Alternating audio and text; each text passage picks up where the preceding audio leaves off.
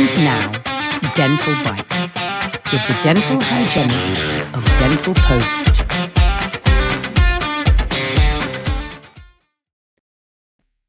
Hey guys, so back to the Dental Post salary survey. We could talk for like 20 hours about this, right? So much information. Yeah. And of course, I had to dive into the hygiene section because, we're hygienists, right? We want to know what are our fellow hygienists doing?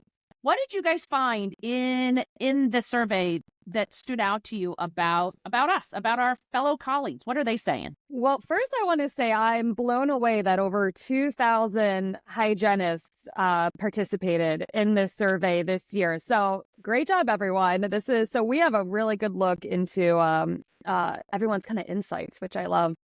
But the one that really blew me away was that 1/3 of hygienists are planning on retiring in the next couple years. So I think it was in the next 3 years it was. So that blows my mind. That's going to open up a lot of demand that I'm not sure. As if there's not enough demand already. I know. Like, this has been like the huge topic of like, there's not enough hygienists, And now learning that 1/3 are planning on leaving, I get a little, my anxiety is getting a little bubbling up here. So that one really, really surprised me. Yeah. And what's kind of interesting when you scroll through, you can look and see, I'm kind of reading it right now. There was like a comment of like lack of autonomy, no bonuses, no commission, lack of respect, professional status, no voice. Like some of the reasons is why people are choosing to retire early or maybe even choose to leave the profession altogether. And I think that's a really interesting kind of statement of the state of the dental hygiene industry. As you commented before, Amanda, like you said, that this report really is a statement of the industry. But to be able to see that sentence within the report, how many hygienists really truly feel like that? Yeah. Kim, what are you finding with students? Like are you churning out more hygienists? Churning's not a great word. Are you educating more students, to become hygienists? And what are they, as you talk to your new grads, how are they feeling? So we have a lot of applicants that apply, but we can't, due to the size of our clinic, we can't accept more than 23 students to start the year, 24 students maybe.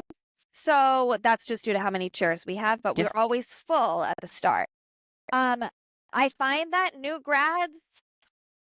grads that seek me out that I talk to are disappointed in their careers out the gate. Why? So they are just, I think, and I do think it's office culture. I think it's a surprise and shock to their system when they hit the working world that's really the ones that are reaching out to me. And that's really just, talking through what's happening in their office. And, you can be the voice of change if you feel that you are noticing that things are progressing in a way that, doesn't align with your values or what you taught or learned in school. You can have those conversations before jumping ship, but you also don't have to settle in an office that isn't aligning with your values either. So it's talking through those conversations and finding the right fit, because there are so many practices, as we know, out there. And sometimes it does take more than one try to find one that you align with the best. Right. Like, how many of us connected up with the very first person we went on a date with? Did you create a lifelong partnership with them? I did not. No, thank God. Thank goodness, right? I know. I think back. I'm like, oh, man, dodged a bullet. Right. Yeah. I think, Kim, I think you're right that there's sometimes there's that thought process that as soon as you graduate school, that all of a sudden you are, in the land of Oz where everything is wonderful and beautiful, and it is not. You're kind of like, wait a second. I didn't see those monkeys and the woman on the broom over there. Every office is the same, that every office is going to be the model of school with just an hour long per patient rather than 3 or 4. But we all know that that's not the case. Yeah, that's not so the case. In the salary survey, they said the motivations for hygienists changing jobs. Yeah. And that is higher income. And I can tell you, think that that's like a total scapegoat answer, because I think it's an I agree. easy answer. Yeah. And I want to encourage you, if you are listening as a hygienist and you're like, I'm going to hop offices so I can make $1 more or $2 more. That is not that will not bring you fulfillment. Be No. careful what you ask for. Yes. Right. But- and you'll then but the want your old next- office back. The next 3 are what really fascinate me. And frankly, if we added those up, those would well go over higher income. And it's better work environment, better benefits. Benefits, friend. Benefits, really makes that difference. And I think sometimes we forget that $1 an hour, how much a benefit is really for, hourly breaks down to. And then lastly, a more appreciative employer. And I got to tell you, that's my love language. Like my love language is knowing that my employer sees like all the efforts that I'm putting in and then says, oh my gosh, Amanda, like, thank you. Like, thank you for working on that. Thank you for the continuing education that you take. Thank you. Like that. Oh man, like that keeps me happy.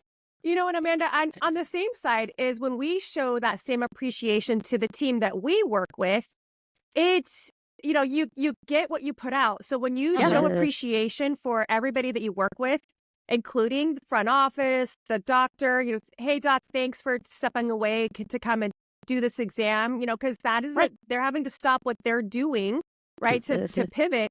Like when we can show that appreciation, it'll be shown back to us as well. Yeah. It really It's will. like you reap what you sow kind of thing. Yeah. Yes. And the other thing too, and when you were talking about benefits, I don't think that a lot of people understand is that benefits cost money. Benefits cost money. Like it costs money for the office to provide health insurance. It costs money to have paid time off. Like that paid time off, that money has to come from somewhere. So even though your bank account may not reflect it that month, at some point in time, it will. And my favorite one is retirement benefits is, if you have an employer that's going to match what you're putting in or do some type of profit sharing, that is free money that they're giving to you. That absolutely has to be taken into account when you think about the overall dollar amount and how important saving for retirement is, because it comes faster than you want to think. Yeah. Kim, you make a great point. My oldest child is a software engineer, not a hygienist, but she was recently a little unhappy at work and thought about leaving, quitting and getting a new job. And then she thought about it. And she's like, well, you know what? I'm going to stay at least for 3 more months because that's when I'm fully vested in my 401k. And then the cool thing was 3 months later, what the issue that she had that had her wanting to quit her job was gone. Yes. Wow. And so I want to point out, like, if there's dentists listening and you're thinking about retention and you're thinking about how do I keep, because we all go through dips. Like, work is not always happy. Like, we don't always like hop in the car and be like, there are days when you're like, "Rrr." Just like anything in life, right? Exactly. Right. I don't want to work out every day. Like some days I'm motivated and some days I'm like, ooh, right? Right. But think about those, I guess I want to call them carrots maybe, like that just say like, hey, hang in there because, I'm with you. I'm investing in you. I really think that benefits say to me that my employer is willing to invest in me and they respect me enough to say, like, I'm not just an hourly, employee. I think it changes it from a job to a career. And I think that we need to change that mindset, because I think sometimes that hourly wage makes you feel job, but really this is a career. And with speaking on mindset, I think we also have to remember, as you were saying, like the dips, is not every single day at work is an Instagram moment. Right? Like not every single day are we dancing in the hallway? Are we doing that? Like that's not real life. And it isn't just and I wish it was. Right? That would be nice. Right. We have to remember that and not let those outside influences where we see all the fun that everybody's having, that's not 24 hours a day, 7 days a week at that office. Yeah. And that's where your hygiene besties come in. Like that's when you need, and Kim, I'm sure you can speak to this even more than anyone, but that's when you need those other people that understand, and you'd be like, God, I had this patient today and it was the hardest thing ever. And then you'd be like, oh, I feel you. Tomorrow will be better. as opposed to I'm throwing in the towel and I'm done with this industry. Yes, absolutely. And that's why I love mentorship and group mentorship. And it's my favorite thing, especially with new grads, because you can feel like you're alone on your own little island until you all share and say, oh, I went through that, or this gets better. So it's so important. Yeah. So find your mentors. Okay. So guys, if you want to dive into this salary survey, you're like, whoa, wait, what is this? What is she talking about? Where do I find this? Go to dentalpost.net, or there might be a link somewhere above, below, floating. I don't know. But go to dentalpost.net, and I'm sure there is a great banner that you can click on, and you can download it completely free. And you can dive into this information and really get together with your hygiene besties and look at it, and get together with your office and figure out, like, how can we all just feel more satisfied about our careers and really, dive into our careers. Definitely. Have a great day, everyone. Yeah.